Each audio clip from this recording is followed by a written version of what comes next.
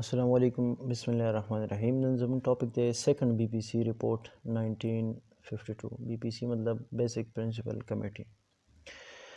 1952 के second BPC report पेश हो ځکه چې اولنې کم 1950 کې فرست BPC रिपोर्ट هغه ریجیکټ شو څنګه چې موږ خپل مخکې کوم ویډیوز کې ایکسپلین کړو.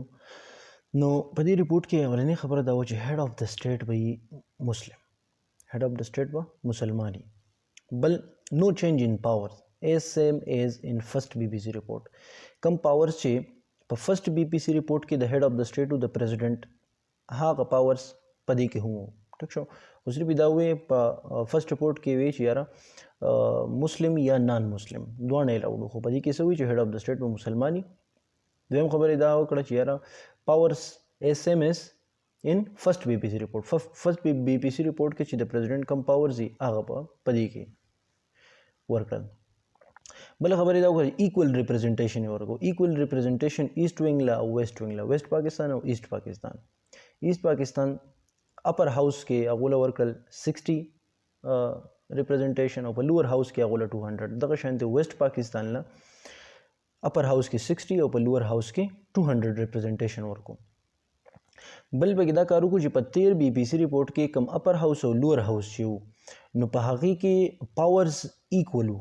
په دې کې څه چلو کو چې مور پاورز ورکړل چاله لوور هاوس لا. بل په دې ریپورت کې دا خبره و چې کیبنټ به ریسپانسیبلی دوه هاوسز تا، هم اپر هاوسز تا او هم لوور هاوس تا ټیک شو. په دې کې څه چلو کو چې کیبنټ به ریسپانسیبلی صرف لوور هاوس تا، اپر هاوس ته به نه ریسپانسیبل. بل دا خبره وکړه چې لا میکینګ به څومره لاګانې جوړیږي نو هغه به اکارډنس with اسلام، د اسلام انډر به جوړیږي، د اسلامیک پرنسپل انډر به کوم الله هم جوړیږي، هغه به د اسلامیک پرنسپل انډر جوړیږي. بل یو ایڈوایزري بورډ جوړ کو چې په هغه کې 5 اسلامیک سکالرز ټیک شو، هغه په میټر باندې به څومره میټرز نو په هغه باندې به ایڈوایز ورکاو ټیک شو.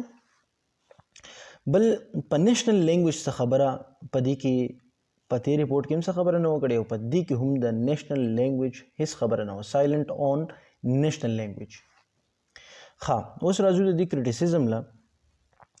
کریټیسزم کم پارټیکولرلی د پنجاب پالیټیشنز هغه دا ریپورت ریجیکټ کو، هغه چې یار اپر هاوس د ریپرزنټیشن په دې معنی هغه کریټیسزم وکړو چې یار دا د فیډریشن د پرنسپلز دا خلاف خبره ده ټیک شو. چې یاره موږ ایکوال ریپرزنټیشن هم په اپر هاوس کې ورکو هم په لوور هاوس کې ورکو ټیک شو.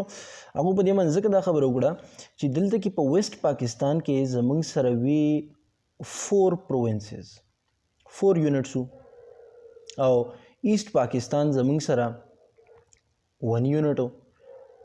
نو هغه وی چې یاره موږ له هم 60 راکړل او هغه له هم 60 ورکړل. نو دا ریپرزنټیشن په دې معنی کم د پارټیکولرلی د پنجاب کم پالیټیشنز نو هغه دا ریپرزنټیشن په دې معنی ابجیکشن وکړو او دای ریجیکټ کو. بل ویسٹ پاکستان هغه فیور کړه ایکوالټي اونلی فار اپر هاوس، هغه چې نه ایکوالټي مونږ منو خو صرف مونږ د اپر هاوس ایکوالټي منو او د لوور هاوس چې کوم دی نو دا آن د بیسس اف پاپولیشن پکار دی ټیک شو. نو دا زموږ سره و فرست سیکنډ BPC ریپورټ. دې باندې چا کوېسچنز یې څوک نه کلیر نو موږ نه په کمنټس کې تپوس کولی شي. تھینک یو سو مچ.